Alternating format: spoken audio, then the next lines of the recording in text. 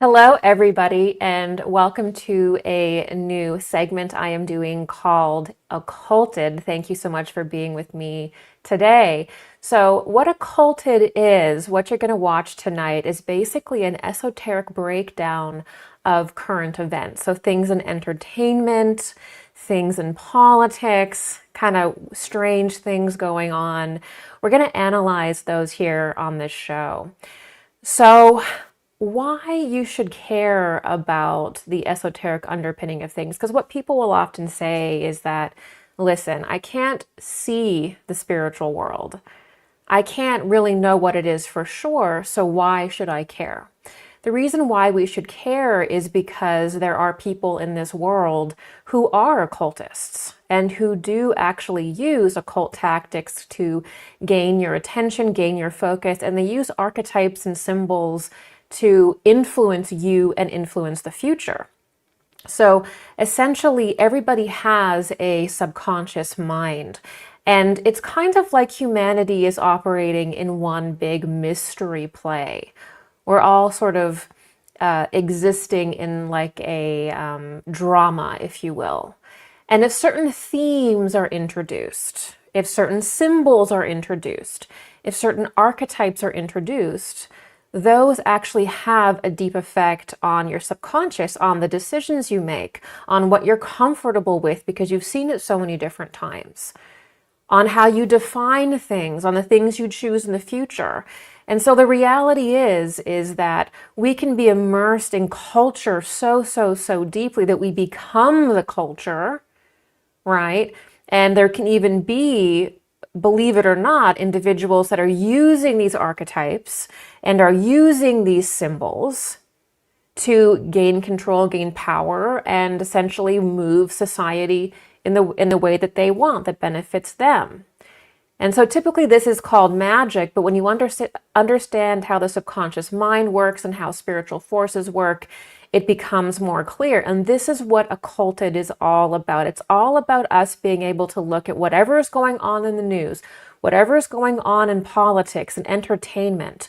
We want to be able to look at that and say, okay, this is the archetypes being used, the symbology, this is the ritual behind it. Because when we do that, we claim and we take back our own mind. We take back our future. We become conscious of what we are doing, what we're creating in the world, instead of being ushered along by culture, which is quite frankly riddled with occult symbology that's designed to grab your subconscious mind and usher you into wherever you want to go, wherever they want you to go. So thank you for joining me on this new segment of Occulted. Let's get started. We're going to talk about the space goddess motif, or the space goddess cyborg, sexy cyborg motif. We're also going to talk about what creates sentience. Can AI become sentient? What does that look like? What are the dangers? We're going to get real specific about that. And we're also going to talk about the esoteric reality of solar engineering and so much more. So let's dive in.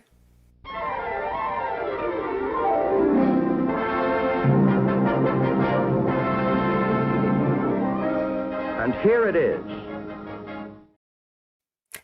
All right, so we're going to start with this sort of thing that happened in the news where Katy Perry and Gayle King and a bunch of other like girl bosses decided that they were going to go into space and be astronauts.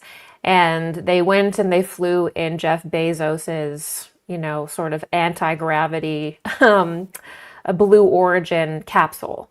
And it really wasn't a space flight. There's already been decades of female astronauts. So it was a bit bizarre to observe, because they're not the first women in space. It's not even close.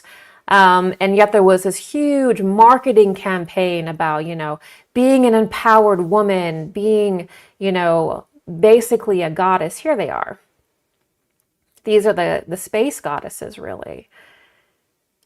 So we're sort of looking at that, and it seemed like there was such a marketing campaign behind it, such a push to capture the image of women and the feminine and make them, kind of like this spacefaring woman, the spacefaring goddess. And so actually, what is strange about that is that the idea of the cosmic goddess, or the, as you're going to see here too, the cyborg goddess, that's actually a very specific occult symbol. The idea of the cosmic Sophia, woman in space, that's actually a very specific, esoteric, you could say meaningful symbol. So what it has to do with is basically capturing the era, or kind of leading the era, leading humanity into the new age. So the new age that is upon us is really dealing with two fundamental components. The first one is the age of Aquarius, right? So humanity is moving into this age of Aquarius, which is the precession of the zodiac and the sun through time. It's about every 2,160 years that the sun passes through these different ages. And every time the humanity goes through this, there's a different quality, a different impulse that humanity must integrate. So we're coming out of the age of the Piscean age and into the Aquarian age. Now, the Aquarian age is symbolized by many different things, but one of those things is space and technology. So the Aquarian age, for some people, really represents space and technology. The second era that we are coming into is the era of Sophia, or the era of the Holy Spirit, or the era of the divine feminine, the era of the divine feminine. So here we can see with this image of these, space cadets, these women, the idea of women in space, these powerful women in space. This is really the archetype of the Aquarian age, which is this age of spacefaring, of technology, technological advancement, but also Sophia. So it's the feminine, the goddess in women. So it's a very literalist interpretation of the coming age. And why someone who is into the occult, as you could assume the elite are, would do this, would portray this image, is because if you can use the symbols that represent the coming age and that represent what humanity is coming into in their consciousness, what archetypes are going to be working with, if you can use them and create pictures with them, create dramas with them, then you can harness those people's consciousness and define it the way you want to. So this is why you'll see, occultists, powerful occultists in society use symbols in this way, is that they want to get you to associate what they want to with that symbol and lead you along and lead the culture along in a way that benefits them. They get to define the age if they're using the symbols of the age. Okay, and what was really interesting about this while I was researching this is that Katy Perry ends up obviously flying with Blue Origin, but before she goes on this mission, this mission with Blue Origin, she actually featured Elon Musk's starships in one of her videos. So here is Katy Perry's video, and it's actually featuring Starship. So it looks like Katy Perry, throughout her career, is positioning herself kind of as this high priestess of the age. And you have to understand that concerts and movies are like the early idea of a mystery play. They're meant to induce catharsis, right? The original idea of a mystery play, of any kind of presentation, was actually very sophisticated.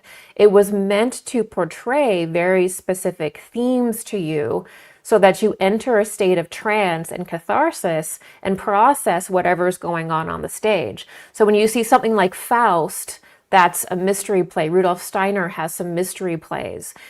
And when you go back, even if you look at Shakespeare, this is the idea of a mystery play where the people watching them are being drawn through these very specific, You could say emotional processes, human processes. They're looking at very specific symbols. And so mystery plays are they're supposed to make you feel. They're supposed to contain symbols that induce catharsis, that induce spiritual feelings. You're supposed to be drawn through, what you could say the hero's journey, or Joseph Campbell's idea of an entire arc. You're meant to go through that, and then you experience a release. You can experience self-realization through seeing these different things played out, through seeing struggles played out, certain kinds of traumas and dramas. That's how we as people can begin to process our own pain and our own trauma. So the idea of engaging in performance, of performing and seeing performance, is actually, and always has been, a deeply mystical and a deeply spiritual process. It's only in modern times, the modern times of blockbusters and movie theaters and Netflix, that this idea of the mystery play and catharsis and spiritual development was slowly drawn out of, entertainment. So now what we have is the entertainment field that is still using symbols. It's still producing catharsis. It's still producing trance. It's still drawing you in, making you feel. It's still going into your subconscious mind, but now there's none of the spiritual knowledge that is originally behind it. So we are going to concerts and we're engaging in a ritual. We are going to the movies and we are engaging in a ritual. That's how our ancestors would have saw it. That's what happens when you go through these things. That's what happens when you watch something. It becomes a part of you. It becomes a process in you. We have to see things that way. We have to release this idea that we're all separate and that there isn't this part of our consciousness that is united and communicating with each other in ways that we don't understand yet. Okay? So this is what's going on when you go to these different concerts. Okay? When you go to the movies, is you could say that you are engaging with a ritual. And that's fine to a certain degree. And if you're aware of it, you can become relatively immune to whatever is there. And there's also great stories. There's also great television programs and movies and things that are uplifting and how it's supposed to be. But there's also some extremely degenerate and inverted performers and movies and television shows that clearly are using occult themes to harness your energy. And that's just the reality, because people understand the principle of the mystery play. So what we're seeing with this image of these women going into space is the exact occult image of the age of Aquarius, the age of technology, the age of space and cosmos, and the age of Sophia, or the age of the Holy Spirit. That is an image of that. Now, it's very clumsy because it's the most literalist interpretation, and it's the most materialist interpretation that you could imagine of these things. But let's go a little deeper into what the age of Aquarius is, so we can really dive into what the symbology of the space goddess is, but also we are going to continue to see this idea of the cosmic cyborg space goddess more and more and more over the years. We're going to see it more as we move into this age. So what is Aquarius? Well, Aquarius is a zodiac sign. And anytime you're dealing with a zodiac sign, you're dealing with a set of principles, you're dealing with a set of characteristics that will work through man. Okay, so Aquarius is really about integration, and it's about integrating and creating reconciliation with opposites. And a lot of the time, Aquarius is considered kind of like a weird sign. It's kind of like weird and unusual because of the fact that it's trying to harmonize, trying to create peace out of opposites, which is also why Uranus is a central ruler of Aquarius as well. Now, there's always going to be a healthy interpretation of an archetype, and there's also going to be an inverted interpretation of an archetype. And so some people who are not familiar with occult science will just look at a symbol and they'll have an immediate reaction and say, well, this symbol is evil. Okay. And that's no way to actually do esoteric analysis. That's not esoteric analysis. That is superstition. That is being dismissive. That's not analysis. Okay. How occult analysis works is by being able to first produce an explanation for the archetype in its neutral capacity, or you could say its true nature, and then you can describe the inversion. I see a lot of channels out here. I see a lot of people doing occult analysis, and it's just being dismissive of symbology and archetypes. And everything is dangerous. Everything is occult. And occultism bad. And it's like, this is just dismissive. You have to be able to make your argument. You have to be able to explain it on the positive and on the negative. Okay? So the positive aspect of Aquarius is healthy integration through inward focus. So humanity turns inward, and that's what brings about this peace in the world. The age of Aquarius is, you get the image of people skipping through the fields. This is the age of Aquarius. Well, that comes through inward focus and inward development, to the point that you realize God within yourself and Christ within yourself, and you realize that morality is the only way to live. You realize what spiritual laws are, and people form a higher civilization and a higher way of functioning through spiritual awakening and the objective observation of the spiritual world and the objective perception of the spiritual world, which is the pillar of creating harmony and peace. You cannot have peace legislated. Really, true peace will only stem from individuals becoming enlightened and becoming moral. Okay? Anything else is just sort of building up forces until the darkness expresses itself again.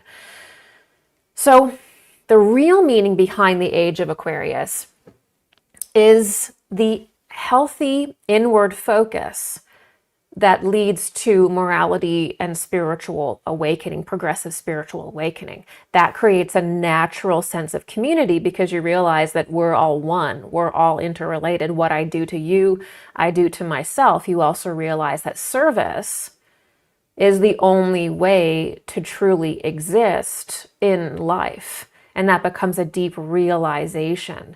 And this is prophesied or spoken about to happen in the age of Aquarius. However, of course, there is an inversion of the Aquarian age where you see the materialist and literalist interpretation of some Aquarian principles, which really stems from, rather than the human being turning inward and spiritually developing, suddenly they begin to externalize their development. They begin to project their personal development outside of themselves into materialism, into how much stuff can I have, and even into, as we're seeing today, technological advancements.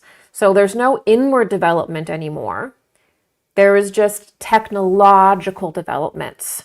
And eventually humanity will merge with technology, and that is the ultimate development, is to have a human being merge with these technologies they create. And so this is the downside of the Aquarian age, and the message of the Aquarian age is that rather than go inward, there is a turning outward of humanity, an outsourcing of development into machines and into the external world. And even though people are very misguided, they still carry the impulse of the age within them. They still long for a sense of community. They still long to know God, but they just start seeking it in all of these inverted ways. So the desire is there within every human heart, but they begin to try to seek it out in an externalist, materialist way. So this is why you get like also these weird forced sense of community through a loss of individuality, or like a hive mind. If you look at transhumanism, if you look at a bunch of different movements associated with transhumanism, it leads to like communism and, fascism and different things like this, which just create a hive mind, and even transhumanism creates a hive mind. So it is order at the expense of the individual, whereas the real higher age that we are moving into, you have a cohesiveness, you have a social cohesion, but not at the loss of the individual, right? That's the difference here for the Aquarian age that we're looking at. So Aquarius is the sign of space and the sign of the cosmos. It's the sign of sort of beyond Earth. And that's why it leads to integration, because once you begin to observe beyond yourself, beyond the earth, it automatically initiates a process of integration, because you're automatically comparing the two and synthesizing the two. It's just how we work. So we also see Aquarius as being an age of technology. And of course, transhumanism. Aquarius is the sign of transhumanism. And it's actually, you could say, it is pretty much the movement that any spiritual person will have to just completely avoid outright. It's like the end boss at the video game is like transhumanism. Like, just don't get involved. Just don't go anywhere near it, no matter how seductive it is. Just don't bother. That's our challenge for that's our challenge for the epoch, kind of thing. And with this space cosmos thing, this is also why you see all of this stuff cropping up in the last 50 years, really, that is trying to reframe and redesign the spiritual world as a materialist cosmology of aliens and UFOs. So we're seeing alien religions pop up everywhere as sort of the inversion of the age of Aquarius. And you are also seeing all these different moves in Congress and in politics to, provide disclosure and get this UFO topic out there, get it going. We need to start making this central in people's mind. This is very much an Aquarian age idea. And occultists certainly understand that. They understand what Aquarius is, and they understand how to use that symbol. We also have things on the positive side of the Aquarian age, which is we also have things like, for example, moving closer to nature rather than trying to control nature. So we have things like biodynamic gardening and different forms of agriculture forming that work with the planet. We have incredible information at our fingertips. We can learn so much more about each other and about any topic that we want with the internet. That's also the beauty of the Aquarian age, is this saturation of information. Obviously, the dark side is that you don't use it properly, and we are being drawn, whether we like it or not, to be more interconnected with one another. There is a globalization happening just through having the internet and just through having technology that doesn't really have anything to do with globalism. There's a globalization occurring simply through us being streamlined through using technology. and it being faster and easier to connect with one another. And so the more we are obviously interconnected and having these public discussions, the more, as the Aquarian age rolls on, the more things will be divided back down to good versus evil, moral versus immoral. And by the end of the Aquarian age, this will be set in stone and a new age will begin. So that is sort of the breakdown of the age of Aquarius. You're obviously free to look into this more. And this is why we see the space motif everywhere, the UFO stuff, is because it is to do with the time and the age we are moving into. And of course, Sophia, the other aspect of this, why we're starting to see this, a lot of the time it does look very manufactured. It looks very calculated. We're seeing very bizarre forms of feminism that don't at all resemble the initial first wave feminism that, was happening in earlier periods. This is something completely different. We're seeing actually an inversion of the female principle. We're seeing the idea of feminism and women's rights being used to actually subject women to, I would say, abuse, and I think children to abuse as well. So we're in this very weird period where we are moving into the age of Sophia, the age of the goddess, but part of that is seeing this inversion of what she is, and an inversion of the movements that have been part of the feminine existence, which is, you could kind of expect that during the age of Sophia. We're going to have to go over what Sophia is not and what the divine feminine is not if we're ever going to understand what it is. But there's no question that so many movements under the guise of feminism are ushering in transhumanism. This happens in a big way simply by trying to remove gender, by trying to remove polarity. That is ushering the world into transhumanism. Okay, that's what that does. And transhumanism is part of the Mars impulse, which will eventually completely exploit and subjugate women. So you don't want to be part of that. And we're going to get into why that is later in my series Revival, and also probably in Occulted here as well. So the age of Sophia, for those who don't understand, comes after the age of Christ. So different systems acknowledge the age of Sophia, the age of the return of the Great Mother. But in the esoteric Christian system, the idea is that any era is always cycling through the three aspects of the Godhead: the Father, the Son, and the Holy Spirit. And so the first era is always that of the Father, and it has particular characteristics that come about in the age of the Father. Then you have the age of the Son, where you see the incarnation of Christ in Jesus. And then you have the age of Sophia, the age of Mary, the age of the divine feminine. And these ages follow one another. Okay? And so Sophia is understood as the sort of the feminine aspect of creation, the feminine aspect of God. God is not male or female. He's not a man or a woman. We're just talking about pure impulses at this point.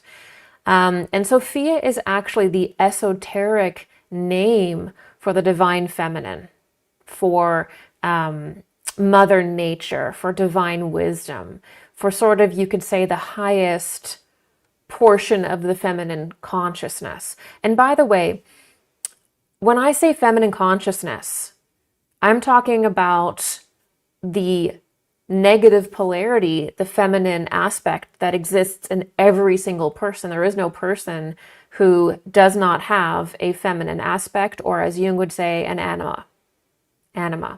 So every single person has a male aspect and a female aspect. Okay? And so this Sophia is the understanding, and the exploration of that part of ourselves and that part of God and how that operates. In Greek, she was divine wisdom. In Revelation, she is the woman clothed in the sun. And Sophia is also symbolized by the cosmos. She is everything. Okay, whereas in occult science, the masculine impulse is the initiating impulse. He is one thing, one precise thing, the lightning bolt, what fertilizes, what fructifies. But the goddess is different. She is everything. And it is the initiating impulse of the masculine aspect of the self that fructifies and moves along the feminine aspect of the self.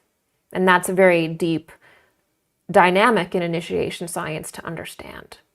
And so when we move into the age of Sophia, we move into an age of reconciliation, of interpolating, of spiritual science, as Rudolf Steiner would say, where we begin to have divine wisdom, not because we have intellectually read it from books or whatever, but through our own self-development and self-realization, divine wisdom comes.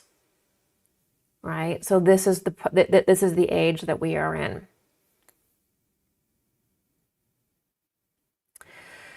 So occultists will try to harness humanity's energy and control the unfoldment of the new era through using the symbols associated with the age of Aquarius, in this case, and the age of Sophia. The images of Aquarius must be harnessed well as the image of the goddess. And here we see the goddess in the Aquarian age as a transhuman figure. So you'll see in our period all of these images of like pop stars, and they're like sexy robots, right? And you see like, I'm going to space, and it's a woman going to space, even though there were women going to space in the 70s. Actually going to space, not a zero gravity trip. Promotional for Jeff Bezos, Blue Origin stuff. So there's a distinct desire to create this image of a spacefaring woman, of a transhumanist woman, because that is the character in occult science of where we are. That is, it's a caricature really, but that is how certain occultists interpret that. Okay, that's their very gross and literalist interpretation of Sophia and Aquarius. Okay, so we get like a transhuman woman. You get, the woman in space, women in space. That is very much. And occultists will try to make this image of the divine feminine. And what happens is it sort of becomes, because the feminine is everything, it is matter, it is Mother Nature.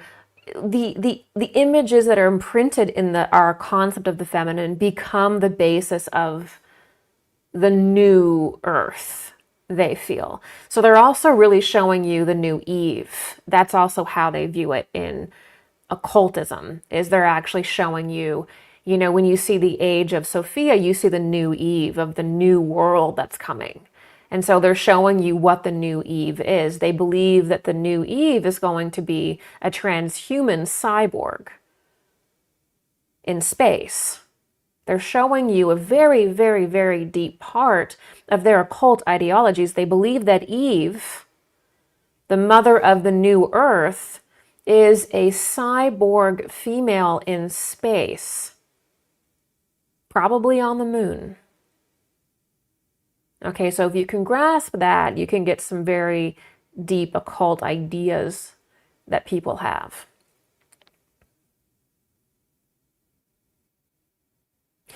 So Katy Perry is she's kind of a repeat offender. She uses so much occult imagery in her performances. It's actually, I would say, overdone. I would say it's too overt. It's too desperately trying. But she is a repeat offender. And here are some images of her, as cyborg Katie. So here she is. She's an astronaut. She's a sexy cyborg. And there are so many images of Katy Perry in space costumes, riding rocket ships, pictured with rocket ships, pictured with, advanced technology, that I could just make collages like that for days, because that's how much Katy Perry wants you to see her as the cosmic Sophia. It's incredible how many times she's reincarnated herself as a space goddess, including in her song E.T., when she's like tumbling through space as this alien, and then she kisses a robot, trying to awaken it, bring it to life, which is what the kiss represents in occultism. Like think about Snow White waking up from being kissed. So when you see kisses like that, it's actually an awakening. And so her material is absolutely she's trying to portray herself, or people who are working with her are trying to portray her as the cosmic Sophia. But it's not really a original idea, actually, because a lot of the imagery that she uses is straight from the movie Metropolis, and probably actually German occultism. I think a lot of this comes from certain German occultist factions, or German occult understanding of things, because Germany 100 years ago was really that region was really one of the heights of, I would say, spiritual, esoteric understanding. And it had this unique property of, a lot of the occultists there had a talent for understanding machines and things like that. So when you look at Katy Perry and her cyborg imagery, some of it is very reminiscent of the German film Metropolis by Fritz Lang, and we're going to look at some of those pictures now. So here is Katy Perry, and she's got these electrodes that look like horns. So she's kind of like the horned goddess of Babylon made machine. And so it's very clearly that there's also this sort of like horned goddess with her, which is the Babylonian image of the goddess. It's not the horned goddess is not a Christian view of the feminine. Okay, it's not, that's not how it's viewed in Christian esoterica. That's how it's viewed in Babylonian esoterica. And so she's repeatedly using horns and Babylonian imagery, as we will see. But here's this sort of synthesis you can see of her in the corner there as a cyborg with the Babylonian sort of horned imagery as well. And above her is the image of Maria in Metropolis, who is basically a woman who is a spiritual leader whose soul gets kind of copied into a robot. And it's kind of like her harmonic doppelganger, if you will. And it's a very interesting movie about power and, I would say industrialization. But there's a very clear image of this cyborg goddess figure. Okay, and Katy Perry really becomes, I think, fascinated with this.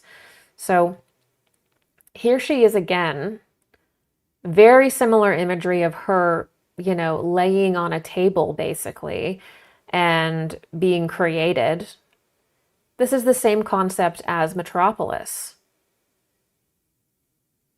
So we are seeing some kind of perhaps German occultism here as well. All right. So it doesn't seem like her cyborg is completely original. And it does seem like the music industry specifically wants to focus on the idea of Metropolis and this idea of the feminine consciousness splitting in two, and Maria, which is really, okay, the name Maria is ultimately Mary, who is Sophia. These are different names for the same individuality. Maria, Mary, Sophia, they're all synonymous in occultism. So you have Sophia in Metropolis, who's a spiritual teacher with all this beautiful, amazing qualities, leading humanity through the horrors of industrialization, trying to help people. And this mad scientist basically decides to steal her essence and put it in a machine. And she then develops this harmonic doppelganger that goes and tries to undo all of her good deeds. And I think that that's a very apt image of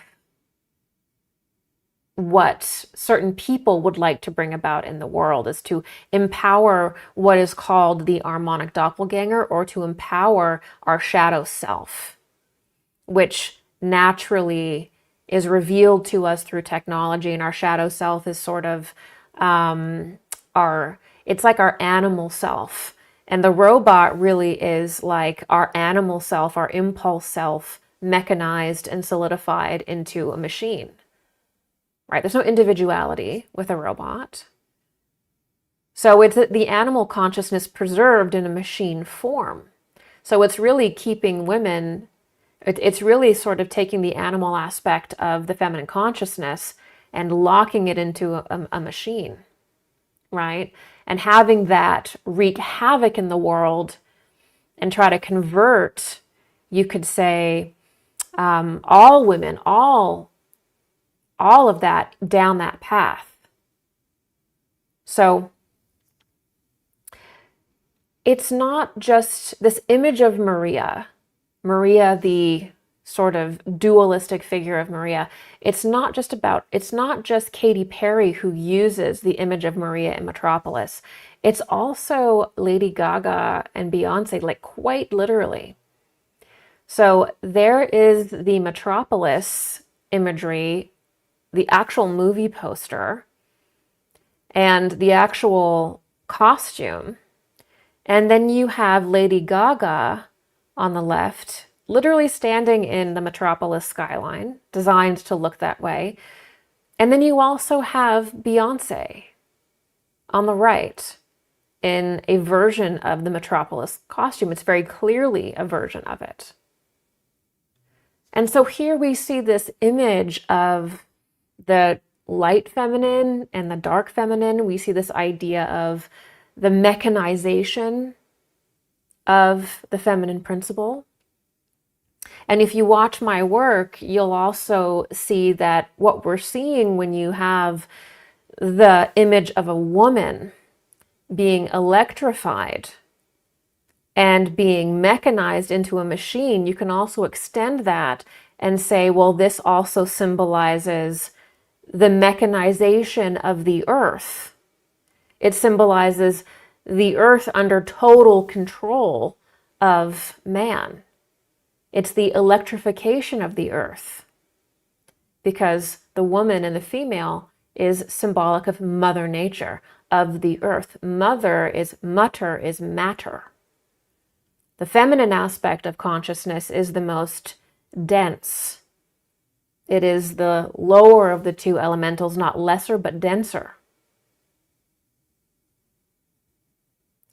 So it's the electrification of the earth. We also see this with the images of the New Age and the saying the moon is a robot and stuff. I repeatedly see people in the conspiracy community and in the New Age community say that the moon is a robot. Why is it that we repeatedly see in popular culture people that want us to believe that women need to be sexy robots, need to go into space, The moon is a robot. The earth needs to become increasingly synthetic, increasingly artificial. You know, we need to mechanize it, basically turn it into a machine. This is an affront on Sophia. This is an affront on the feminine aspect within every single human being, and that's what this represents. Okay, so here also is a clip of Maria's transformation. So I'm going to show you guys an actual clip from Metropolis where it shows the mad scientist capturing Maria or Sophia, and then her transformation from being a woman into being this robot. So we're going to look at that now.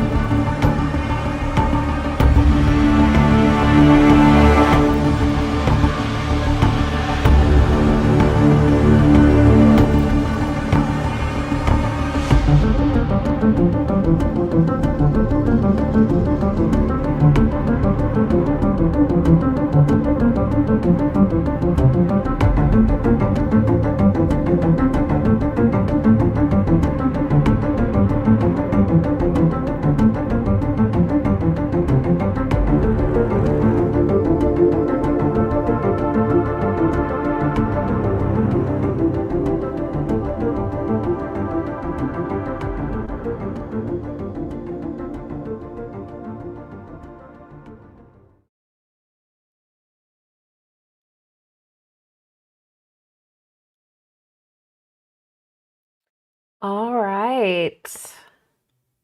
So that is the transformation of Maria in the film Metropolis by Fritz Lang. And I mean, what a phenomenal job they did in 1927 to portray that. It looks like something that you would see now. It's so futuristic, it's so well done. And again, it is telling us something about our age. It's telling us something about the age of Aquarius and the age of Sophia, and something that happens to the feminine consciousness, which is that it splits, right? And so this sort of idea of there being like two aspects of the feminine, and this idea of a new Eve as well, it's too much for us to go into today. But it was also hinted at, I noticed, in the movie Wall-E. I believe it's Wall-E, which is the cartoon of the robot. Like, it's a WALL-E. I think that's the name of it. And he meets this other robot named Eve. And so there's this idea of a robot that's the new Eve. of the fallen earth or the new earth. And so this is a very deep occult ideology that we can really only scratch the surface of today. But we need to begin discussing it because we're just going to be seeing more of this cyborg woman. You know, you've got that bizarre robot literally named Sophia. So there's like this robot that goes around, and Lord knows why they don't just go and get her like a nice wig or something. They make this robot trot around to like Jimmy Fallon, and it's like she's like on the cover of Vogue, and she doesn't even like her head is open, like you can see like her circuits. And this is Sophia. They're like trotting her around, and she's like, hello. And she like does these weird facial looks. It's so weird. If you don't know about Sophia the robot, go and check that out because it is disturbing. And I don't know. I don't know what people thought that it looked like when they brought that thing out, but it's bizarre. I mean, did they think that we were just going to see Sophia on Vogue with like an open head at the back full of circuitry and be like, wow, I want to I want to be like that. You know, what was going on there? So do also check out the robot named Sophia. These are occultists using occult terms, doing occult things, and people are thinking that it's not occult at all. They just think, oh, they named that robot Sophia. What a nice name. You know, no, these are occultists using occult symbols in rituals that you are taking place in without knowing it. Okay. So here is, well, actually, let's get into the issue of literalism in the dark occult. So people say that how you recognize dark occultists is that you know them by their symbols. So the idea is that dark occultists want to obtain all of this power and all of this control through really an inferior form of power. And they can never really do it. They can never really achieve it because at the end of the day, their use of symbology is so crude and so literalist that not only is it recognized, it just doesn't work because their understanding of spirituality is not complete enough and sophisticated enough to pull anything off. Not when it really comes down to it. You can't win the game. A dark occultist can never win the game because their very existence and how they operate goes against their own nature and their own existence. So there is this idea that you'll always be able to recognize a dark occultist because the symbols that they use are too obvious. It becomes like a caricature, really. And there isn't a sophisticated understanding of what the esoteric principle behind the symbol, behind the ritual really means. And there's certainly no sense of what goes on within the individual to even create that symbol, for that symbol to even exist. So there's no idea of the inner process in which the symbol would emerge from or represent. It's just complete materialist, literalist use of the occult and symbols in the most crude way, creating caricatures like the space cadets, right? This is a caricature. These are caricatures. So let's get into something that's not a caricature and actually understand what is meant by Sophia and what is actually meant by space. So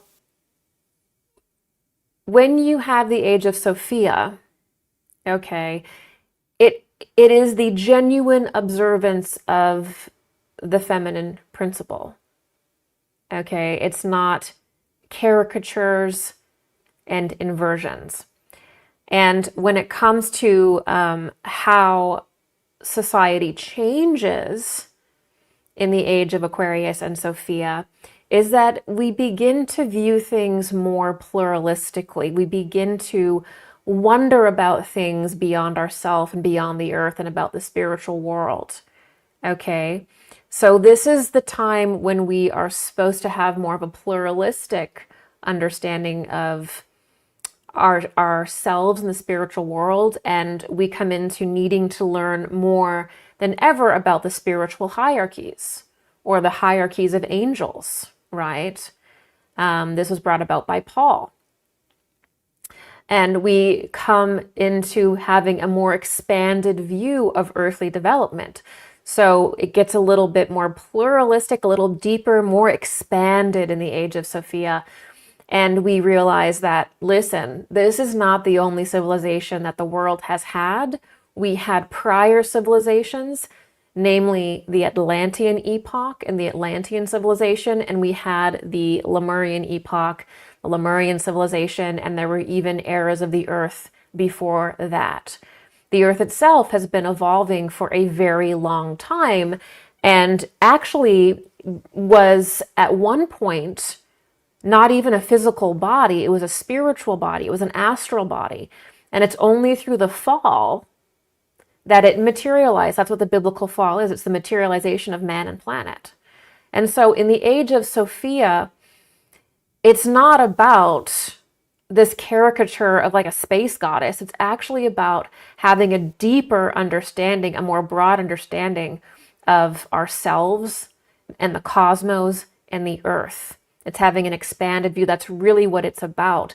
And that actually deepens your connection with yourself, right? And what's really, you see people longing for this by going and getting into like ancient alien stuff. There's that desire to understand our past. We know something's back there. That's part of this Aquarian Sophian age, that expanded view. But there's also a desire to specifically know the world after death and before rebirth. Now, classically, the cosmos, space, was never like a bunch of physical planets in the sky and a sun that you can go and mine or get resources from. The cosmos, up until basically, 500 years ago, was heaven. It was the spiritual world, and the heavens were delineated by the planetary spheres, which were basically the realms of the angels or the spiritual hierarchies. And the human soul, when we pass away, moves through heaven or moves through the planetary gates or Jacob's ladder upon death. So we actually move through the planetary spheres as realms upon death and rebirth in a very specific way. And this leads to integration of our life. And we go through, and this is called the wheel of samsara in Eastern teachings, the wheel. It's a cycle, right?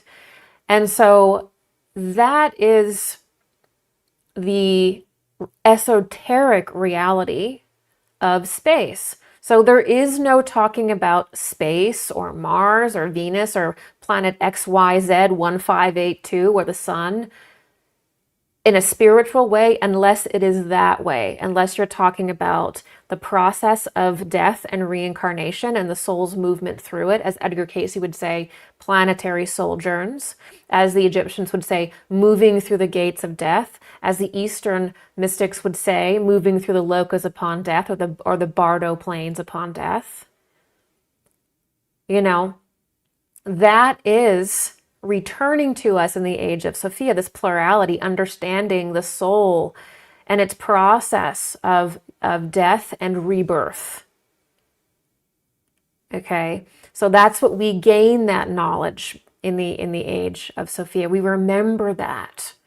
And that is what space is referring to in the Aquarian sense. It's referring to you understanding your process of death and rebirth, which is also the deepest reality of astrology. And the zodiac is astrology, and the zodiac tracks these progressions. And obviously, there's some incredible astrologers out there that can look at your natal chart and tell all about your soul because of the position that the spheres were in upon your birth. It's a very specific process. Okay, your birth is a very specific event. And your soul has passed through all of the spheres as different experiences at different points of reconciliation and integration. And then you come back around. So the moment that you come back in is incredibly important. And this is why even astronomy, the origins of astronomy was linked with astrology, because the earlier our ancestors understood that you cannot look at space, you cannot look at the sky without looking at God and spiritual beings. But today we see what? We see the machine cosmos, the simulation. It's becoming inhuman. It is making Maria, who is human, inhuman as a robot.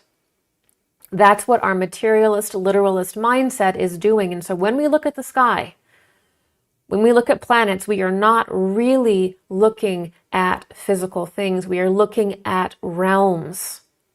We are looking at different kinds of spiritual beings that occupy those realms, and we are looking at the legacy of our own soul. We are looking at human initiation, because human initiation is embodied in the spheres, the gates of heaven as well.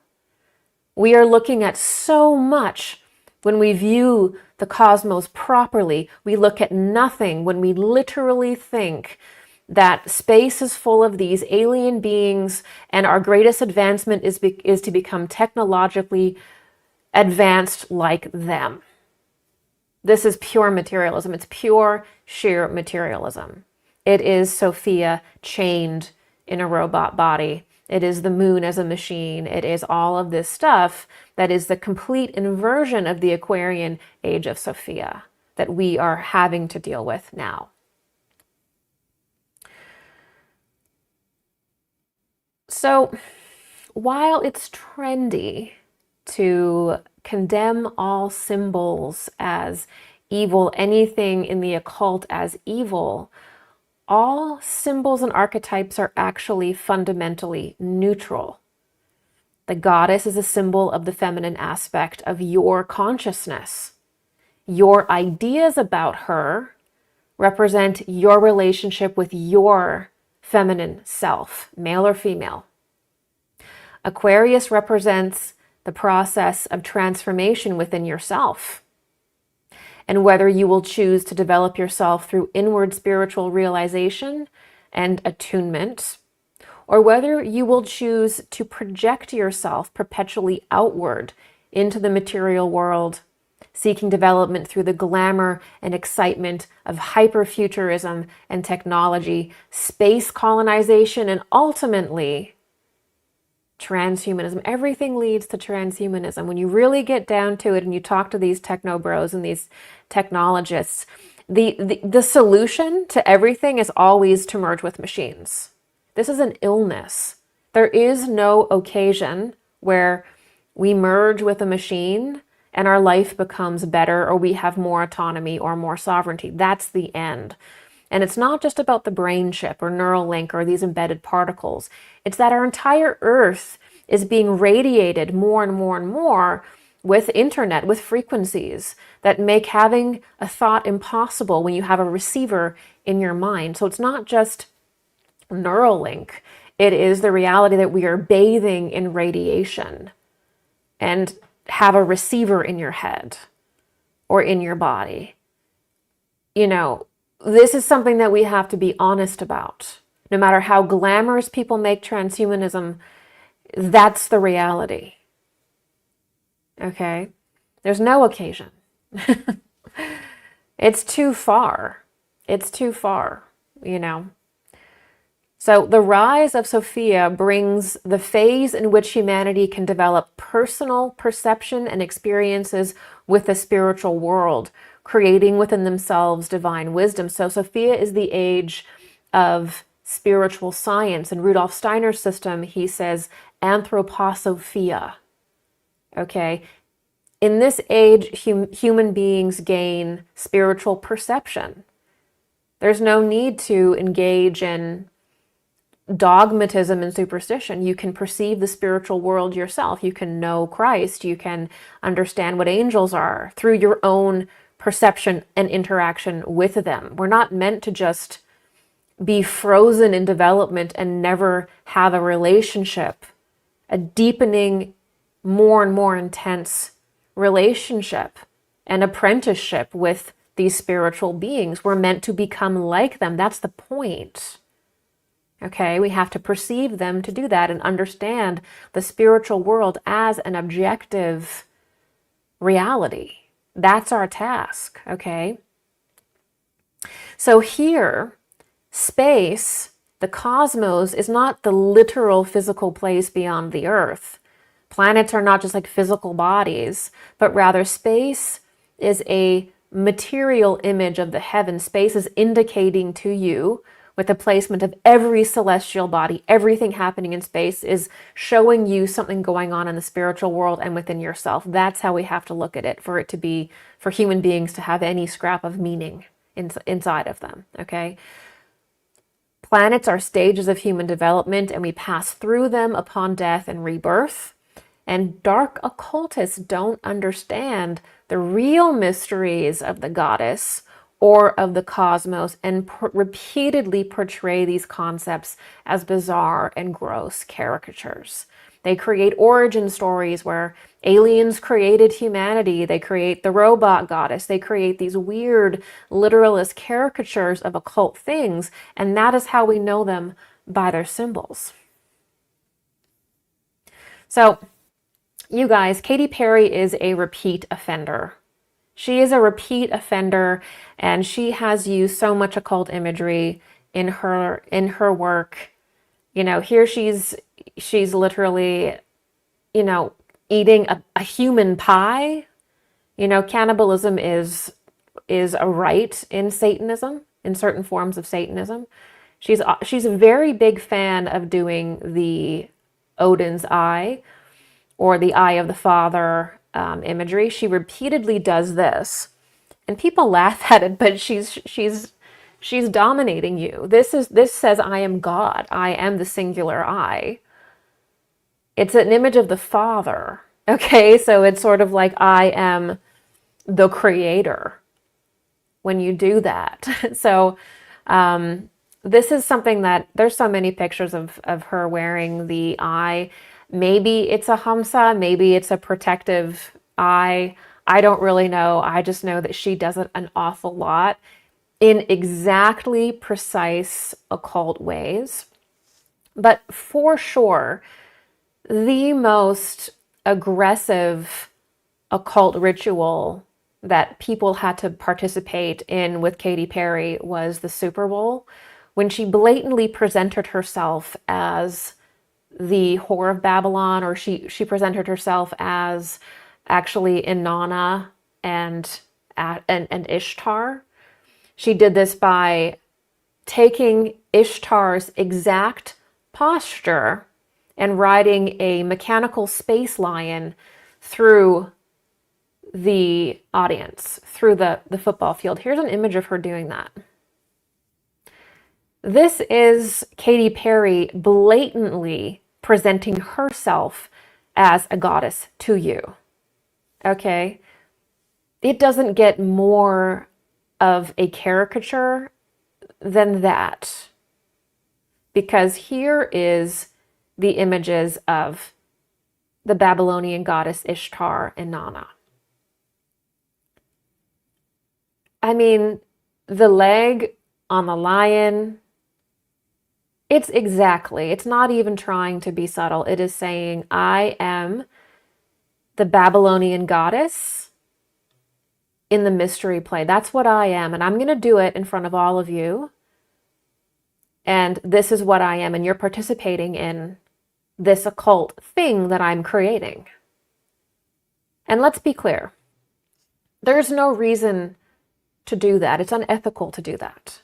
In genuine spiritual development and spiritual life, you don't just start like coming out and like doing occult symbols to influence people's subconsciousness. If you're a hypnotherapist, for example, you don't just start to randomly hypnotize people in town and have fun with them. It's wildly unethical to do this. And it's not art. If it is art, it is a secondary kind of art. It's occult art. It's a ritual, which is, I guess, a form of art. But when you are using symbols that are that bang on, that are that obvious, and you do it repeatedly, you are an occult performer. And the vast majority of people who enjoy Katy Perry or the other individuals that do this have no idea what they're participating in. And so this is unethical. It is not ethical to do this. If people want to participate in some kind of ritual, may they develop within themselves to the point where they can understand it and participate consciously in it. It's not right to do this. It's not funny. It's not ethical. And that's what makes it black magic, is you try to involve people in your image, in your ritual, so you can have power and they have no idea what's going on. And that's what is happening in so many concerts and so many TV shows, is you're participating in their mystery play. And she's saying, listen, I am Inanna. I am Ishtar. Why do that? Okay, there's so many interesting creative things that you can do instead of quite literally asserting yourself as a Babylonian goddess to worship. There's many different things that you can do creatively than that. Countless. Billions of things you could do. So I also noticed, because a lot of the time in the music industry, Hollywood, there is this fascination with Babylon, and there's reasons for that we won't get into today. But I did also notice that when Katy Perry was doing her, her space journey, she took this daisy and she put it up to the screen, yellow and white daisy. And when I saw that, I got it reminded me actually of the Ishtar Gate at the Pergamon Museum. And the reality that the yellow and white flower, which is chamomile, but is the same symbol as a daisy. Daisy and chamomile are the same kind of genus of flower. And so the chamomile, which looks very similar to a daisy, is all over the Ishtar Gate. It's over the ark, and it's underneath the lions of the Ishtar Gate. And so I just found it really interesting that Katy Perry chose to use this flower when that flower also portrays on the Ishtar Gate. We're going to look at that. So there's Katy Perry with her daisy, which her daughter's named Daisy as well, but that doesn't really prove or disprove anything. And you can see the Ishtar Gate there also has the soul. So basically, chamomile and daisy are both considered solar flowers because they're white and yellow. So they have the similar magical property, actually. They look like the sun, and they are the colors of the sun, white and yellow. And then on the side there is actually Hathor, the goddess, and with the chamomile flower. So I just found it really interesting that here again we see Ishtar symbology, not only the lion with her roar performance, and then you also have the daisy as well. What her idea with that is, I don't know. I can't say. I just know that that particular symbol is also a symbol of the goddess in Egypt and also in Sumeria. I mean, the handbag gods wear a chamomile bracelet because it's considered to be a symbol of royalty, basically. Okay. So,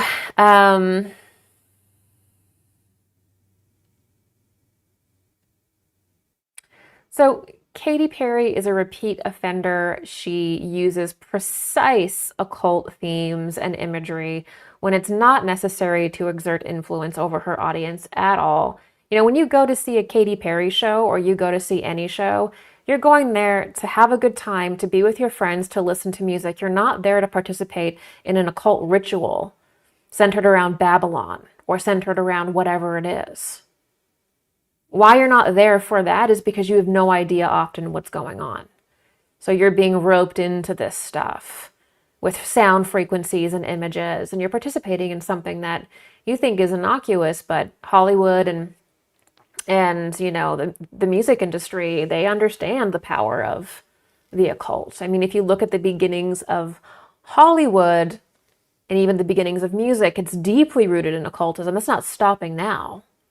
We just don't understand it because it's so intimidating to learn about these spiritual topics and people don't have time. And so on and on and on we go. We're suddenly at the Super Bowl and Katy Perry is saying she's the Babylonian goddess riding a robot lion through the thing. And you're like, how did we get here? You know, so we're here.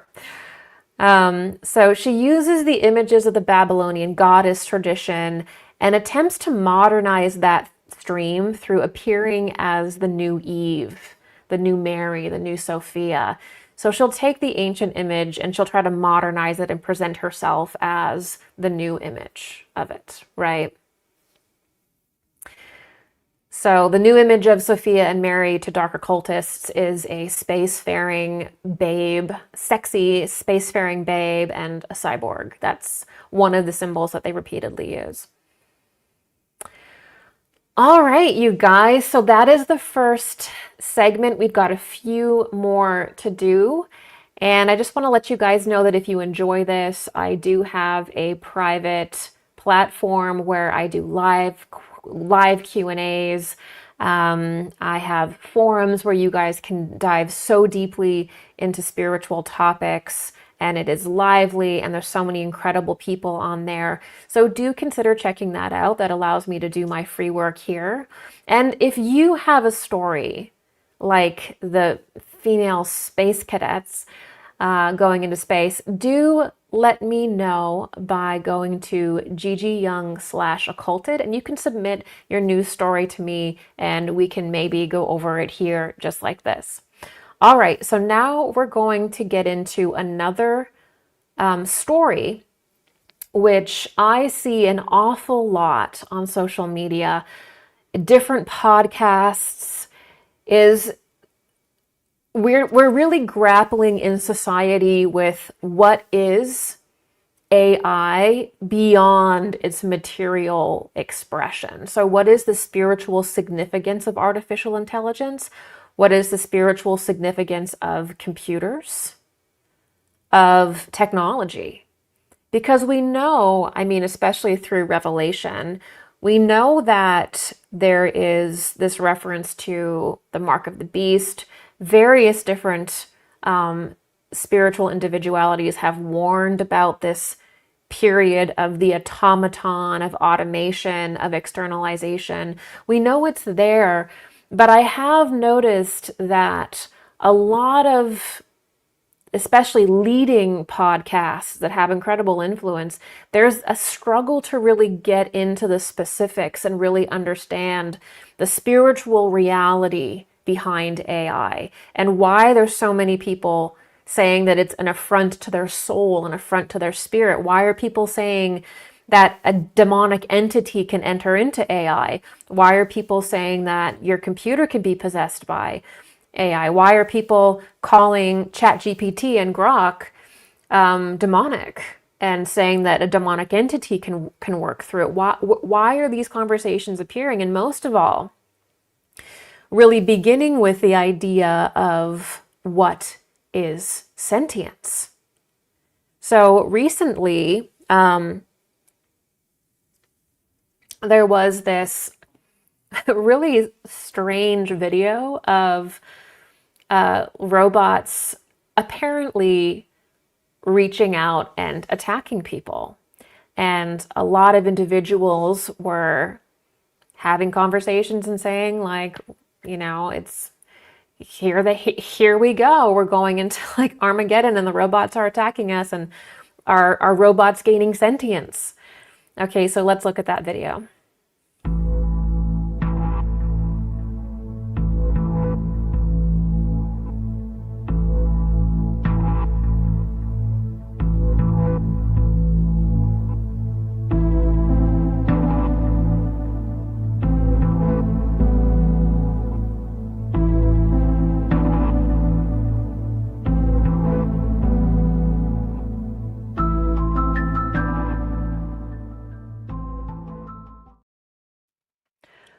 So, it's kind of like you see something like that and it's like, well, sleep tight because the robots are gaining sentience and we're almost at Terminator time.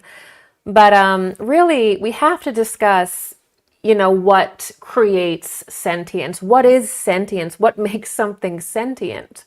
And actually, there's different kinds of sentience as we're going to get into today. We're just going to touch on it.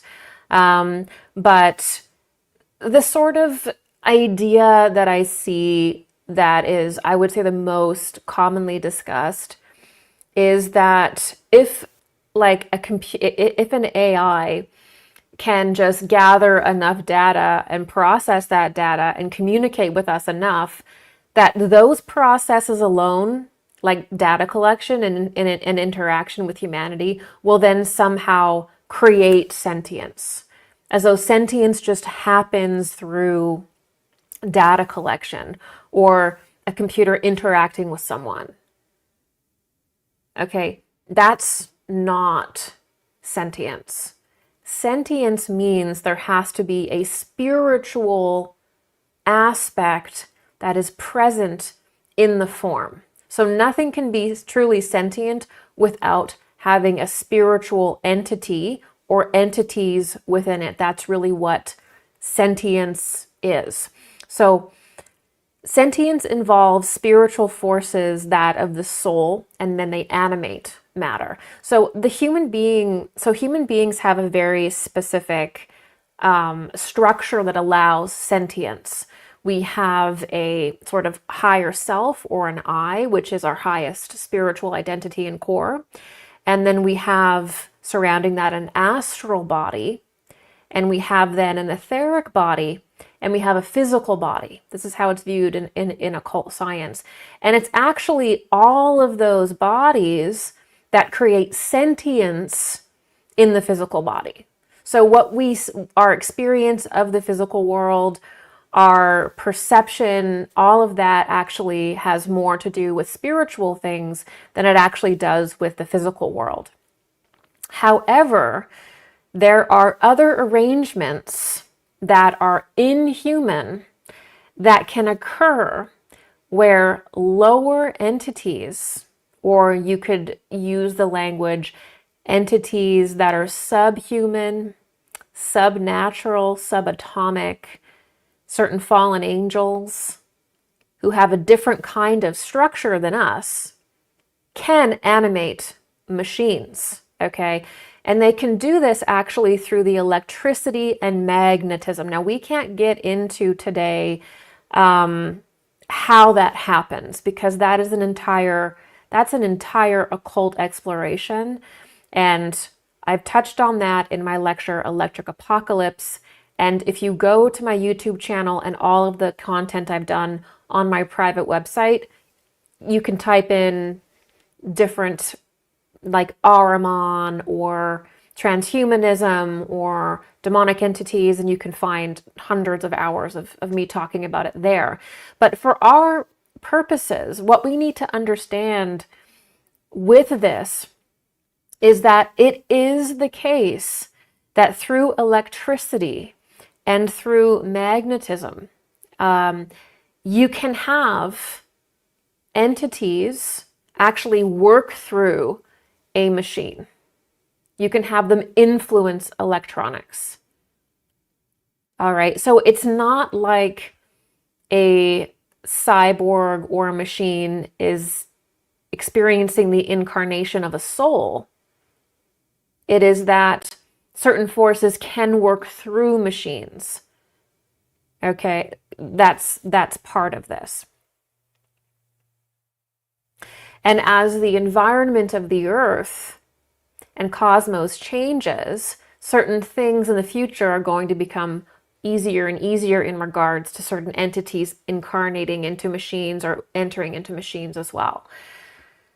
So typically, this is like a working from the outside in, which is classically determined as possession. Anytime something is from the outside working its way in, that is possession. And generally, also, when you have these entities that are working in the machine, it's usually not necessarily one entity, it's legions of entities. If you remember, like the different Bible stories, but also outside the Bible, where you can cast demonic entities, legions of them, into an animal and then slaughter the animal, and that releases them. Well, there tends to be with demonic entities several, because they don't have an I, they don't have an individuality, so they operate differently spiritually. Okay, and there's also the reality that entities can also potentially be transferred into machines from people, and that the building of artificial intelligence and the building of these machines is really building up our unconsciousness, our shadow self, which naturally has spiritual entities attached to that, because everything in the physical world has spiritual entities behind it. There's nothing in existence that doesn't have a spiritual entity behind it. And we have to really understand this, okay? So, technology can provide a form for entities. And that's a part of occultism that doesn't really come to light except in, I would say, certain circles. The most prolific writer on this by far was Rudolf Steiner. And he's the individual, if you're new here watching, he's the individual that warned about this thing and said that it was a way in which the soul could be separated from the human being. And he warned about this 100 years before it even happened, before these kinds of things were even really known about. He's the same individual that also created a lot of structure on understanding the occultism of machines and entities that work through machines. And in Rudolf Steiner's work, he calls basically the kind of devil figure an antichrist figure. Ahriman, he is the antichrist, and he specifically seeks to work through machines and machine consciousness, because that's where the lowest portion of humanity is synthesized in our development. And so this is an image of Ahriman by Rudolf Steiner. This is the god of materialism, and the god of materialism rules technology. Okay, so if you want to understand, if you truly want to understand the dangers of AI, the dangers of transhumanism, the dangers of machines, why people are suddenly thinking that the cosmos is a machine, the cosmos is a simulation. Rudolf Steiner talked about this 100 years ago, and he goes very deeply into the esoteric science behind why this is occurring, who Ahriman is, why Ahriman seeks to work through machines, why his particular demonic legions work through machines. And so one of the most profound, I think, books and explorations around this, I would say, is the Electronic Doppelganger. Okay.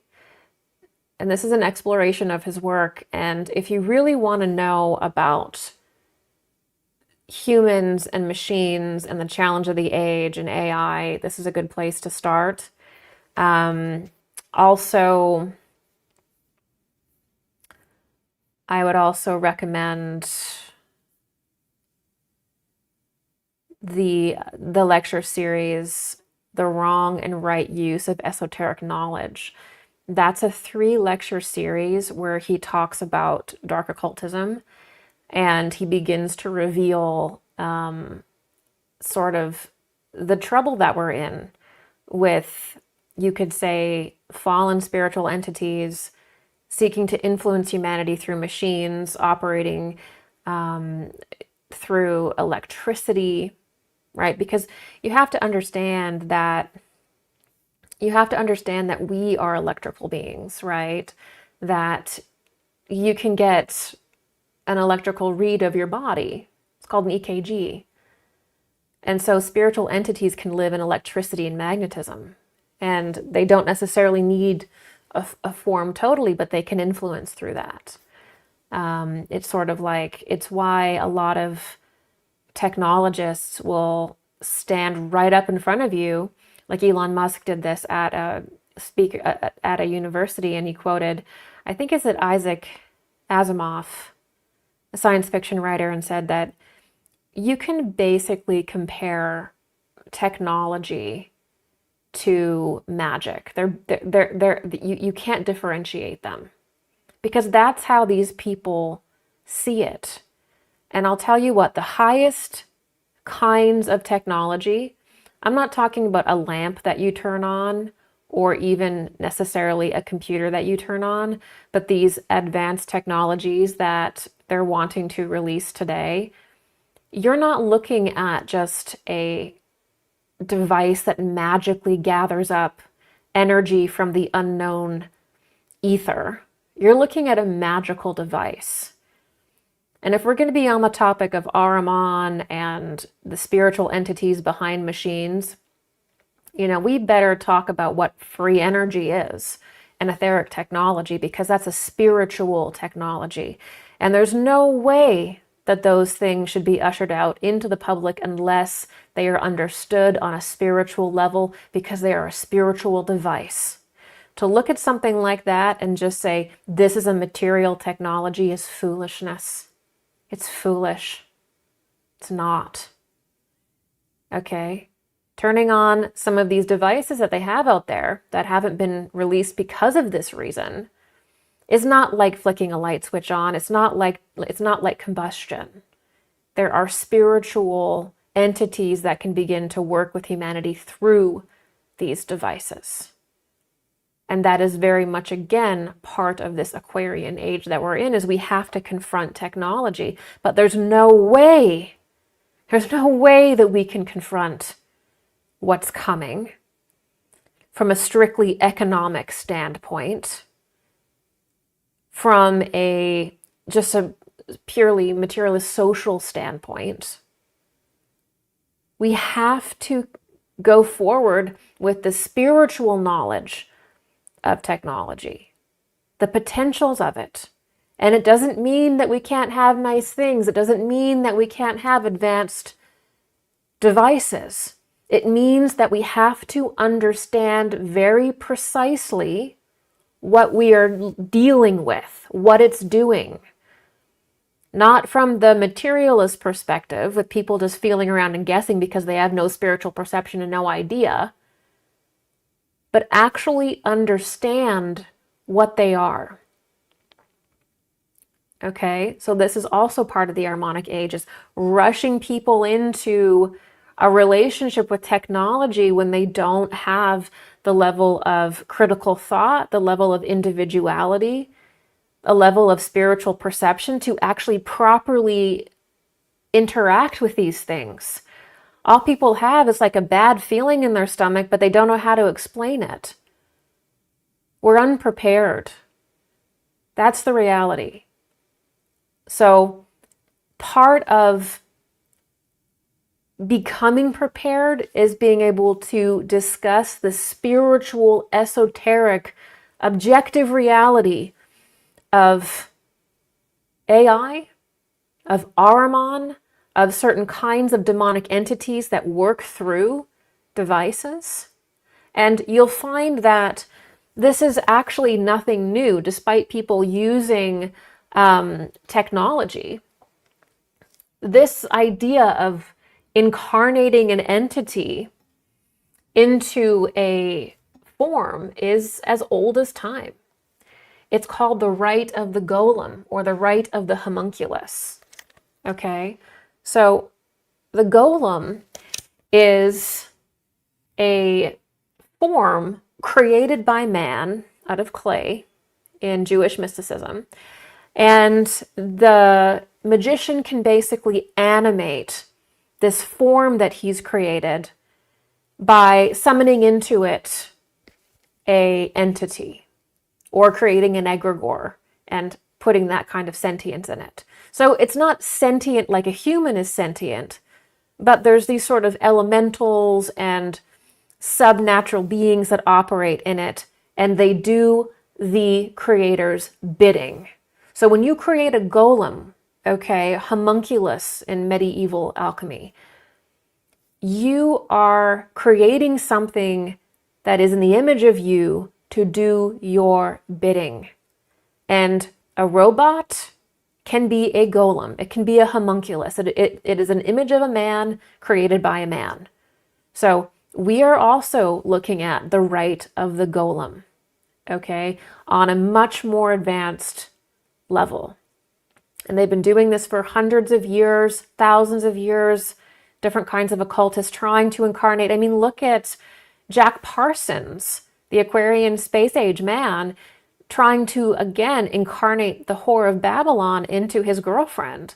You know, dark occultists are very obsessed with trying to control incarnation, trying to control breeding, trying to get certain souls in certain forms. It's actually very deeply part of how they feel they're leading the world.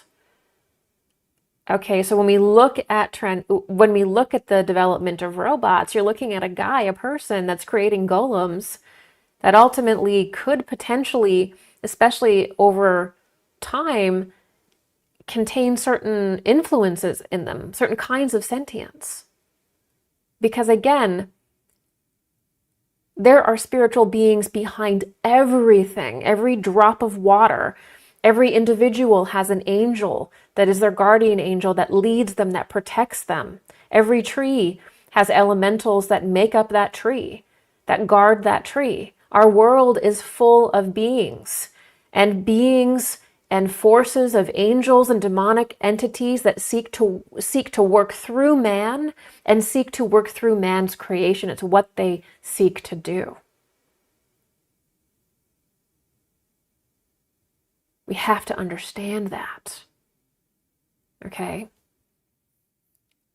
So certain occultists believe that they must become a god, that it is part of their religion to create the new Adam and the new Eve, which for them is a transhuman form, right? Like finally incarnating into the world of metal rather than the world of flesh.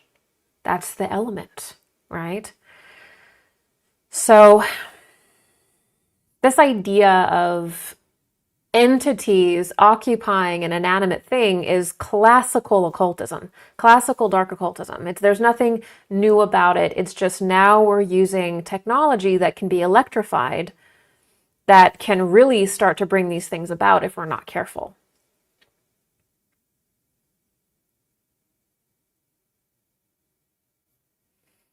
All right, so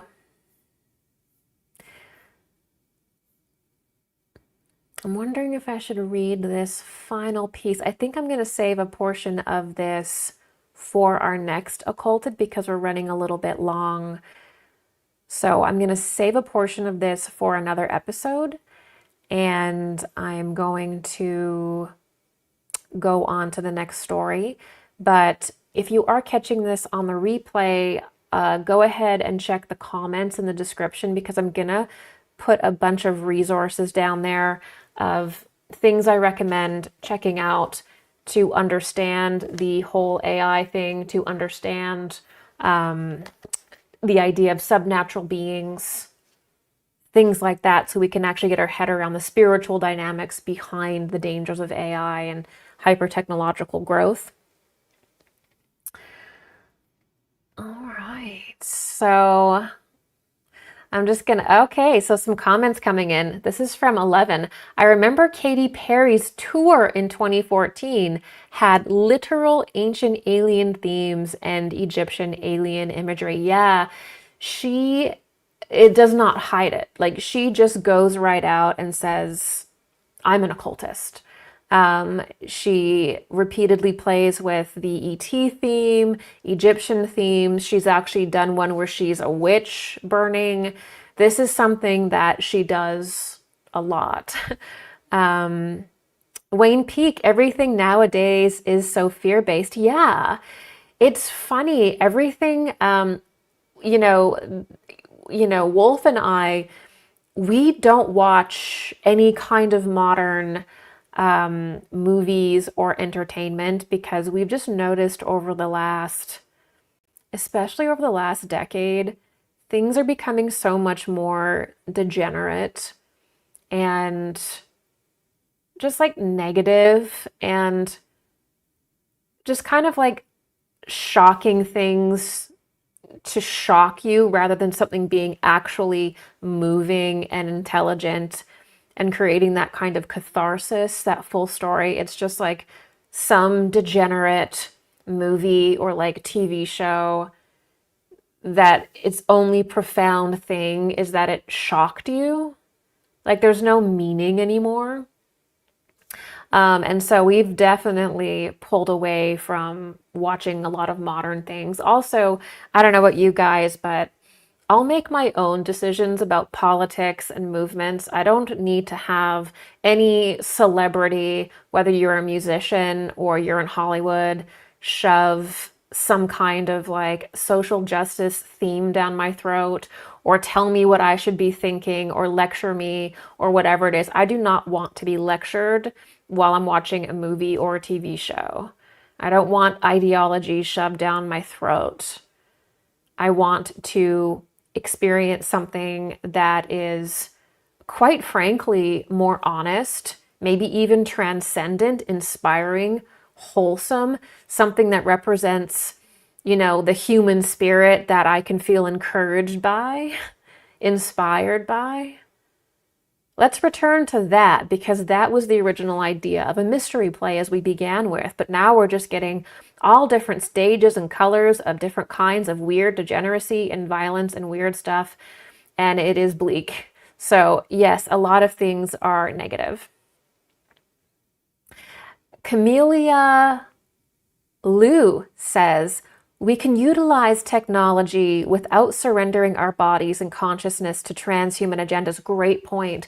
So this balance is so important because it's not that we have to run to the hills because humanity is becoming captured by technology. That's an extreme. It's not like we have to move back into some agrarian type civilizations. We are meant to use the technology and develop the technology in a healthy, empowering way.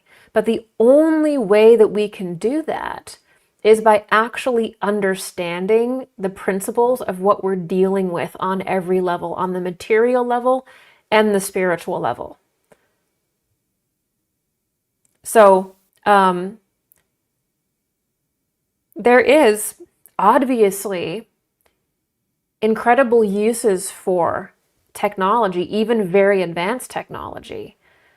But again, it is unethical to introduce things to people when they don't fully understand what they're engaging with, right?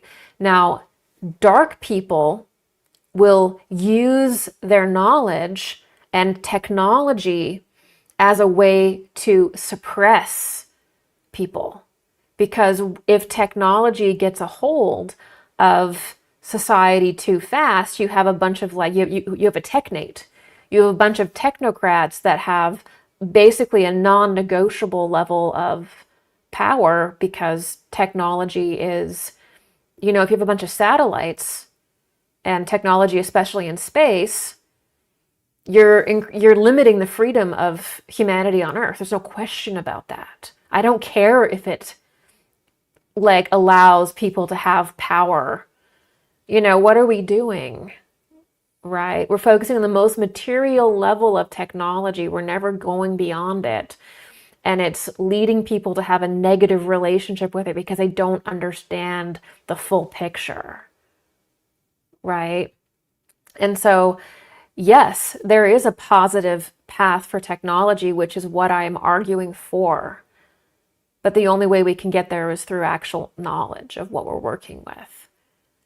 And I've also spoken about the higher path of very advanced technology. And we can look at that through earlier civilizations in which we had it, like Atlantis. There is a higher path, but we have to get there through proper education and discussion and courage and bravery. Okay, this is from a member. I was just talking to my mom about this earlier today. Everything is so sexualized too. The shock factor is high.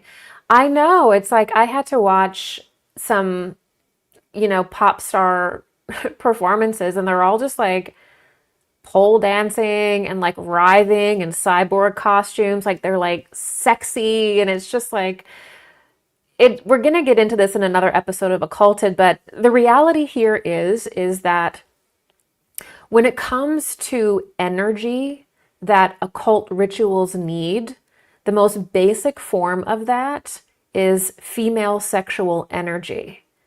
So if you have a dark occult organization, you have usually men which wield the occult power, exert the occult force, and then you have the females which create. And in dark occult, through their sexual energy, their creative energy becomes the substrate in which the ritual is done. And so when we have this culture of OnlyFans and of, horny pop stars writhing around in like metal hats and space god, like this is just women releasing their sexual creative energy, not realizing that it's absolutely being probably harnessed by various individuals as a substrate, as a magical substrate that's being used. This is why OnlyFans is popular. This is why as soon as you get into Hollywood or wherever, you have to do the naked stuff. Because you have to contribute and give your sexual energy, which is creative energy, which is the substrate for magic. It is the substrate for spiritual connection in the Babylonian way, not in the ways after that period. There's a different spiritual process in the feminine after that. When you get the incarnation of Christ, especially, things change. But in that old system, it's all through sex. Okay, it's all through taking the sexual energy, especially of women, because it is creative. It is how life is brought into this world. Men don't bring babies into this world. I don't care what you say, they don't. Women do. Women have a womb that is formed naturally in their body, and that womb is part of the mediumistic structure that allows them to be mediums for the spiritual world and oracles and sibyls and pythias. And so when you have these dark occultist weirdos wanting women to just be these writhing, sexy things, they're just getting women to pour their sexual energy out into the world so they can use it in occult rites. It's very obvious. Your sexual forces, your sexual energy is precious. It's the same energy that goes to rejuvenating your body and the creation of different things in your life. This is basic, that is your generative energy. That is the energy in which that is the energy of a very dense spiritual energy of life that can be used in manifestation, if you will. Okay. Song of Prayer. The series is a great idea. Thanks, Gigi. Thank you. Monster Mashed Potato. It's funny, the people who created this AI technology are the ones who are also building underground shelter to protect themselves from it. Yeah, I'm very interested in these conversations of the underground bases and these underground shelters because it is sort of like you see these narratives like we're going to get into in the next couple minutes. We're going to talk about, Bill Gates and his big vision of blocking the sun. We're going to talk about the occult significance of that. But it seems like these billionaires and these elitists have all these plans for the earth, right?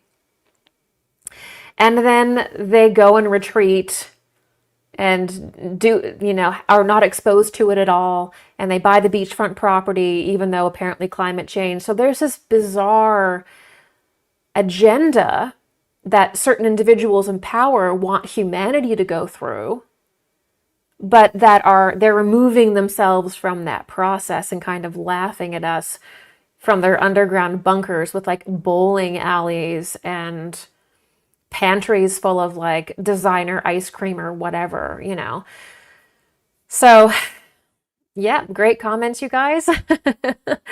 I swear to God, I have the smartest audience. I love you guys. So, I called this section in honor of Back to the Future. Where we're going, we don't need phones. Because recently an Apple executive, in response to Trump's 25% tariffs, came out and said, I think in a fit of hubris, said, well, we don't care about your tariffs because no one will be using an iPhone in 10 years. And so when I read this article, I thought, wow, like this is a Apple executive who is saying technology is going to move so fast that in 10 years, humanity will not use an iPhone. Well, what are we going to use then? Are we going to use a chalk tablet? We're not going to go backwards.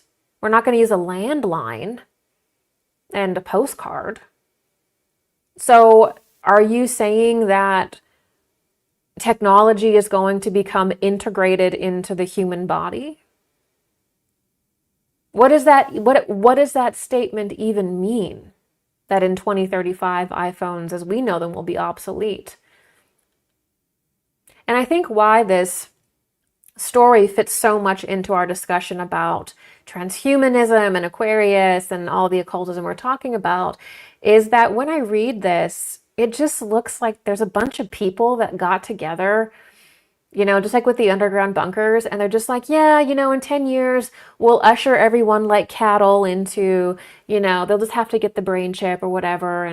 And these are technocrats that form a technate that have already planned out the technology for you. So in other words, these are not leaders that are creative, that are trying to come up with something that's in service to humanity.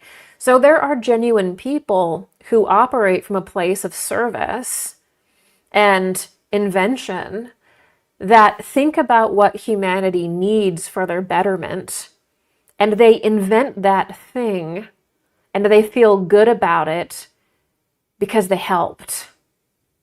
And that's how they're psychologically set up. When we see these tech bros, or I don't even know what to call them, when we see people doing the opposite of that, saying this is where technology is going to go and you're going to like it or you're not going to be able to play, you're not looking at a creative person. You're not looking at a leader. You're looking at a weird kind of tech dictatorship. No one elected you. No one voted for you. And you're sneaking your way in through technology. Because probably if you stood, these different technology people, they stand in front of the audience and they're so intellectual but underdeveloped emotionally and spiritually that no one would vote for them. They have to be in the shadow because they're so underdeveloped oftentimes in other ways. I'm sorry. but that's just what I see. And I don't feel like we have a whole lot of time to mince words because apparently you won't have an iPhone in 10 years. Okay, so what is going on? This is incredible. It's also incredible hubris to say that, to think that you're in control of the culture. Just to behave that way again is immoral. How inventions should come into the public sphere is that you should feel into the public and say, you know, what does the public need? What does humanity need? Where is humanity suffering? Where are we hurting? And then you dedicate your life to alleviating that. And that's how the most useful inventions are made. And the best movements are created, is literally centering yourself around what can improve the human being on it. And that's real leadership. A real leader will operate in that way, at the expense of their life, at the expense of everything. They will operate that way. When people come into the world and they have these inventions and they assert them on you and they buy their power and they tell you that this is where you're going to be in 10 years, that's control. And that's what that statement revealed. Okay? We all love our computers. I'm working with an Apple right now, but I just wanted to draw attention to that hubris on this episode of Occulted because I think that this is something we need to take a little bit more seriously.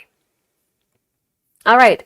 This is our last segment today, and we're going to talk about Bill Gates, everyone's favorite billionaire, and his desire to literally block the sun. So, Bill Gates has been kind of famous in the conspiracy community for wanting to back what people call solar geoengineering. And more recently, this was actually approved in the UK.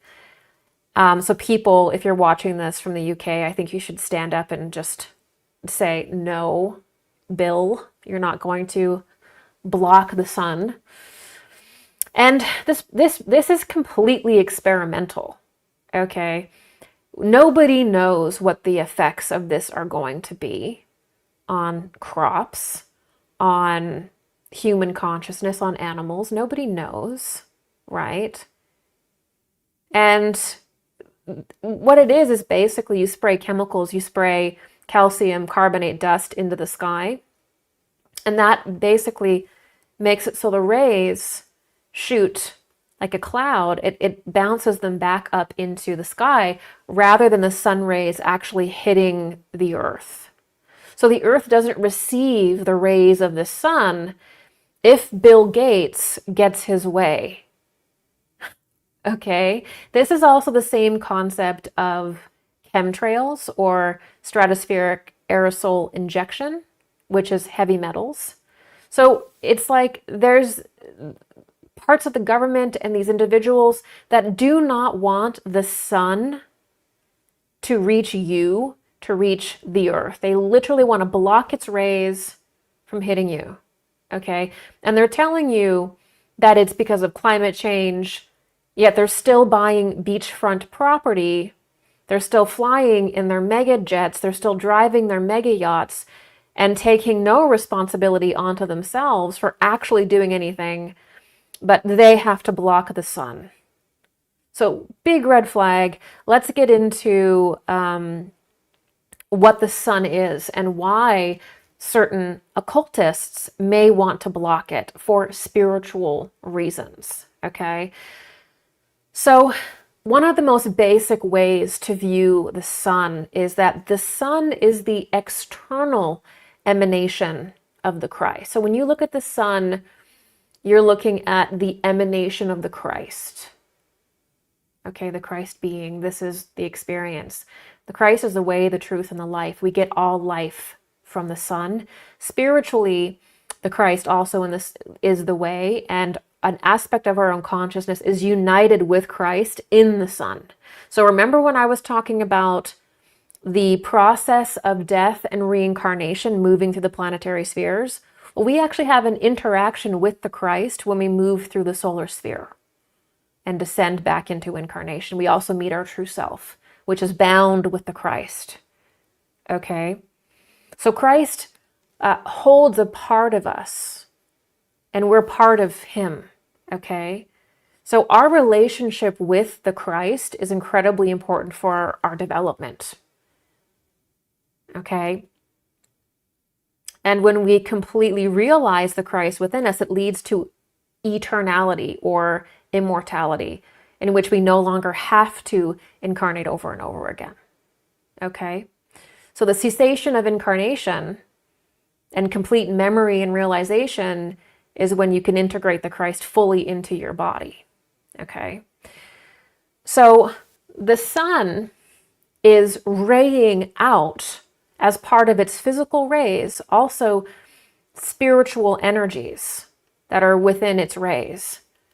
And so when you block it, you're blocking an aspect of the Christ from hitting the earth and hitting all beings on the earth. I mean, I can't think of a more antichrist behavior than that. That's antichrist behavior. It's anti-sun behavior. Right? I mean, what's going on with that? So, one of the things that we receive from the sun, from the radiation of the sun in particular, is that when we experience it day after day, it actually slowly evolves us. So we actually depend on the external emanation of the sun or the Christ to help us with certain parts of our consciousness and evolution. Okay? And then there's the internal impulse of Christ that operates within us, which we have had within us since the mystery of Golgotha or the crucifixion. Okay? This is the anthroposophical, esoteric Christian understanding. All right? So we have the internal emanation of the Christ in our heart inside of us that we received through the crucifixion. Okay?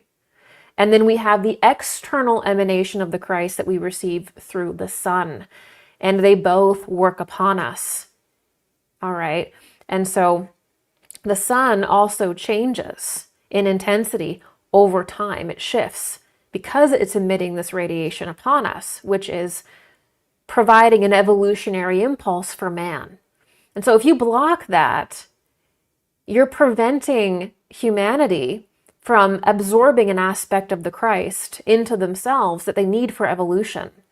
And you're preventing humanity from evolving properly in tandem with the spiritual hierarchies, which are the cosmos. So it's cordoning us off spiritually and beginning to separate us from the spiritual forces of the sun, which we need for our own evolution. This is the same thing with this obsession that some people have with, like, we have to have a type 1 civilization, we have to have a type 2 civilization, we have the Kardashev scale, we have to eventually end up putting a Dyson sphere around the sun and completely strangling it and absorbing all of its energy and take all the solar energy to survive. This is just another incarnation of transhumanism on a cosmic level. Okay, and externalism and materialism, thinking that you need to, like, get off planet to survive. This is a sickness. This is a sickness of the materialist age. Okay, so all life gets its cue and information on how to evolve from the emanation of the sun, and there's information in the rays that inform consciousness and creates evolution. So the next thing we need to talk about, if we're going to talk about the sun and the evolution of man, is rapture. So again, in this Aquarian age of space and technology, we keep thinking that we need to evolve by getting further and further away from ourselves and our planet through repeatedly externalizing and moving further and further away. Rather than going inward, we're trying to go outward to survive and evolve. And one of the biggest propaganda pieces is this idea of space colonization. Okay, the idea they feel is that the sun is going to eventually emit flash or change, and it will destroy the planet, okay? And the reality is that human beings have to stay on the planet if they want to evolve, because what is called rapture is the absorption of the earth eventually back into the sun. Back, so humanity gets absorbed into the heart of Christ, into the sun, into the great sun being. And so if you're focusing on getting off planet and colonizing, you're avoiding your own development on the earth. And what people think is this horrible solar event is actually the avoidance of rapture, which again, the earth becomes lighter and lighter and lighter in density until it is reabsorbed into the sun. Okay? That's what is the biblical rapture. And the sun is the Christ, the body of Christ. Okay? So we have to understand that there are certain people in the world who have a very bizarre cosmology that paint the sun in a dangerous way. They see the cosmos as a chaotic, hostile place that has no meaning, that is a threat, that's an accident waiting to happen. Wait until the meteor comes or whatever it is. The cosmos is not that at all. Again, the cosmos is full of spiritual beings that work in tandem with man. That doesn't mean that you're not going to have debris or you're not going to have certain events, but it means that there are meaning to every single one. And that the Earth's destiny and humanity's destiny, if we can remain focused, is actually to evolve with the Earth and the sun and etherize, spiritualize with it. If you go off planet, you start messing around, you're not going to be there for the last phase of human and planetary development, which is the external impulse of the Christ, which is understanding the mystery of resurrection, which is all of that. You don't get that because you've abandoned the planet before you could experience that. And so there's something very sick about this fearful ideology that we have to get off world, because it denies rapture. It denies human evolution, and it denies a true understanding of the cosmos and what it is. These are things that we have to wrestle with. Bill, why are you blocking the sun when the sun is the external emanation of the Christ?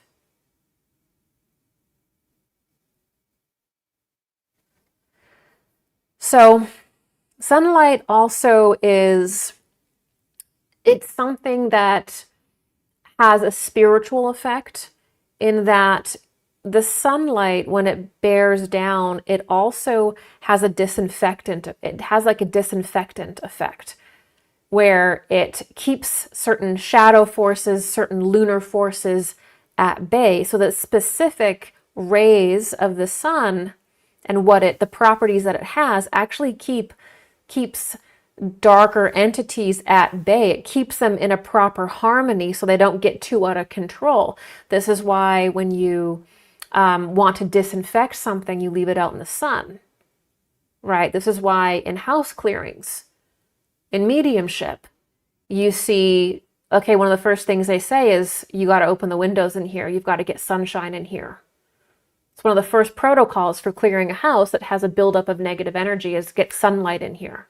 You need sunlight.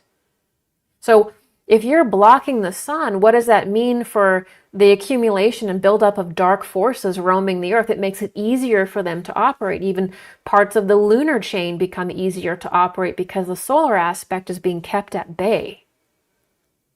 It's being kept aside. It becomes easier for dark forces to operate. So we also lose track in our place and time and development, as I mentioned. All life gets its cue from the sun.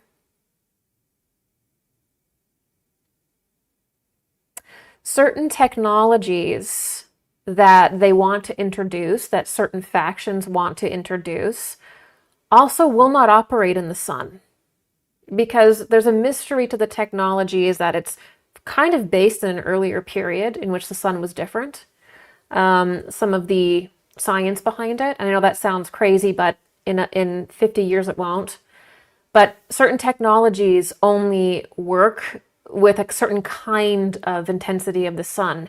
And it's actually easier for certain occult technologies, advanced technologies, to operate if the sun is shielded. When the sun is shining down, as it is today, the technologies don't work very well.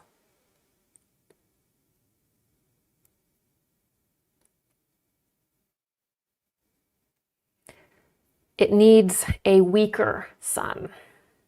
Okay, so add this into the equation as to why the sun wants to be blocked. Certain things in the technological space, the spiritual technological space, they don't work in the sun's condition now. The sun has to be blocked, which is why a lot of them work only underground at this point. So the surface of the earth has to change. The kind of sun we have has to change because certain technologies don't work in the rays of the sun as it is now. All right, you guys, let's see if there are any more comments. And then we're going to close it out. Thank you guys so much for being with me today. This is from Scarlet Fire.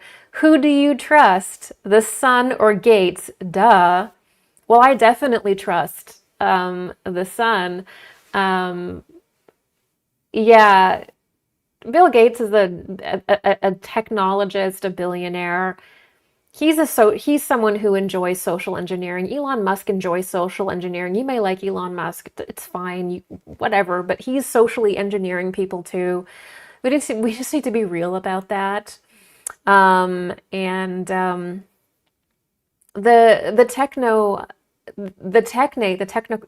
technocratic class is trying to insert incredible levels of control. Blocking the sun, boring underground, creating underground bases and underground tunnels, putting chips in people. This is a level of social engineering that messes with the very foundation of the human being, what we are. And again, this is not leadership. Real leadership means sacrifice, it means stewardship, and it means inspiration, and it means morality, and it means God is present and works through that person. That is leadership, and we have forgotten that, and none of this is okay. None of this is acceptable. We've been beaten down to accept it, and we should not. Because I promise you, if we can get through this and navigate this, there is a bright horizon, but we have to have the ability to confront on an esoteric level what we are facing. If we can do that, there is a beautiful future. But we have to do this hard work now. Okay. Jeremiah Cowan, since watching your videos, it's been crucial to receive my understanding of higher forces and beings. Without this, atheism leads down corruption of dark angels. Does God love dark angels? Thank you. Yes, God loves everyone. Christ loves everyone. And no matter how much you turn your back on God, on Christ, the moment that you turn around and you open your heart and you look at yourself honestly and you admit your wrongs, is the moment you're in his arms, is the moment that you can walk a path of atonement, that you can walk a path of healing. It's never God that cuts off a person or an angel. It's always the individual that turns their back on God's love and the reality of God. And they do so through pain, and it's totally understandable. It's an understandable process, but no matter how dark you feel you are, no matter how many wrongs you feel you've committed, no matter how many people you feel you've betrayed, no matter how much you feel you've disrespected yourself, you need to know that you can turn to God, you can turn to Christ, and you can be taken into that fold. and you can walk the path of forgiveness, forgiveness of yourself and your redemption. That is available for every single being, but it has to be through their own free will and volition. Things can turn around, but it has to be through your free will and your realization and your humbleness too. Jackie Crystal Guardian, we appreciate you, Gigi. Thank you, Jackie. Lyle Michael, wealth translates into the ability to play God and save humanity. Narcissism is wild. Yeah, I mean, I'm sure there's wealthy people out there who use their wealth in positive ways. I know that I've met people who seem to use their wealth in very positive ways, but there's no question that people have been accumulating resources and then holding humanity hostage. And it's kind of the initiation of our age, for sure. I agree with you there. This is from Cephas AI. A pole shift is coming as well. And then Paul Bowen says, the sun is the giver of life. The sun would never hurt you. Right. There's a deep esoteric reality and incredible spiritual teachings specifically around the sun and Christ. And they are some of the most deep and beautiful transformative teachings that you will come across. And it's hard to sink into that and then look at something as depraved as, like, I'm going to spray a bunch of chemicals in the sky and block the sun, and to not see that as being an absolute affront to humanity every way. From what is it going to do to the crops and life, to you're literally blocking the eminence of Christ from the earth. Like, you're literally doing that. This is antichrist behavior. This is not normal. Okay? This is not. So thank you guys so much. I'm going to read the conclusion about solar geoengineering, and then I'm going to read some super chats. Thank you guys so much. The last thing that solar geoengineering is about is environmentalism. It is an occult practice. Solar geoengineering is an occult practice that is creating a specific environment on the planet for lower occult forces and poorly attuned technology and people to operate. It's changing the condition of the planet for lower forces to exist. Okay? And the people that think they can wield them. It is creating an unnatural environment that is easier for dark occultists to operate and practice in. This is artificial. This artificial darkened environment in turn makes it increasingly difficult for humanity to spiritually awaken. All right, you guys, let's close out the night here. I want to thank any super chatters who have contributed. Thank you, Helena Red. Thank you, It's Me, Miss V369, EM, Mark Lingerfeld, and Sheriff R, and Kit and Magic. Thank you guys so much. It's been my absolute joy to sit here with you this evening and talk to you about Katy Perry as as presenting herself as the Babylonian goddess and metropolis and all of this. It's been my joy. If you enjoy my work, please do consider supporting me at gigiyoung.com. I have a private community there and forums, and we play games. There is hundreds of hours of content just like this. We go so much deeper into these topics over there than I could do tonight.